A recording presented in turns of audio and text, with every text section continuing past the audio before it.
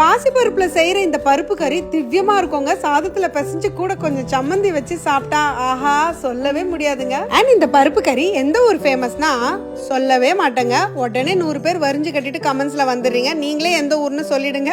Recipe பிடிச்சா recipe மட்டும் follow பண்ணிக்கோங்க. எப்படி பண்றதுன்னு பார்க்கலாமா? தவால 100 கிராம் பாசி பருப்பை இந்த மாதிரி கலர் மாற அளவுக்கு ட்ரை ரோஸ்ட் பண்ணிக்கோங்க. ஒரு 10 நிமிஷம் இந்த பருப்பை ஊற வச்சுட்டு நான் பிரஷர் குக்கர்ல தண்ணியோட சேர்த்துக்கிறேன். 2 கப் தண்ணி இருக்கும். இப்போ இதுல 1/2 டீஸ்பூன் பெருங்காயம், 1/2 டீஸ்பூன் மஞ்சள், 1 டேபிள் ஸ்பூன் தேங்காய் எண்ணெய், கொஞ்சமா கருவேப்பிலை, ஒரு தக்காளியை உள்ள சேர்த்து ஒரு முறை மிக்ஸ் பண்ணிட்டு பிரஷர் குக் பண்ணிடுங்க. 2 விசிலுக்கு வேக வச்சு எடுத்துக்க போறோம். இது வேகிற டைம்ல மிக்ஸி ஜார்ல துருவன 1/2 கப் தேங்காய், 6-7 சின்ன வெங்காயம், 3 பச்சை மிளகாய், கொஞ்சமா கருவேப்பிலை, 3 பல் பூண்டு, 1 டீஸ்பூன் சீரகம், கொஞ்சமா தண்ணி விட்டு அரைச்சு வச்சுக்கோங்க. பிரஷர் தானா ரிலீஸ் ஆகி வரணும். இந்த அளவுக்கு வெந்தா போதும், ரொம்ப குழஞ்சிடக்கூடாது. இப்ப இதுல அரைச்ச தேங்காய் பேஸ்டும் 1 டீஸ்பூன் கல் உப்பு சேர்த்துக்கிறேன். பிரஷர் குக்கர்லயே ஒரு கொதி விட்டு இறக்கிடுங்க. இப்ப தாளிப்புக்கு ஒரு குழிக்கரண்டி எண்ணெய், கடுகு, சீரகம், உளுந்து, காஞ்ச மிளகாய், கருவேப்பிலை, கொஞ்சமா சின்ன வெங்காயத்தை வதக்கிக்கோங்க. இப்ப இதுல 1/2 டீஸ்பூன் வெறுமிளகாய் தூள் சேர்த்து 1 நிமிஷம் வதக்கிட்டு நம்ம ரெடி பண்ணி வச்சிருக்கிற பருப்பு உள்ள சேர்த்துடலாம். தண்ணி உங்களுக்கு தேவைப்பட்டா சுடு தண்ணி கொஞ்சமா சேர்த்து டைல்யூட் பண்ணிக்கோங்க. ஃபைனலி கை நிறைய கொத்தமல்லி சேர்த்துட்டு 2 கொதி விட்டு இறக்குனீங்கன்னா அருமையான பருப்பு கறி ரெடி.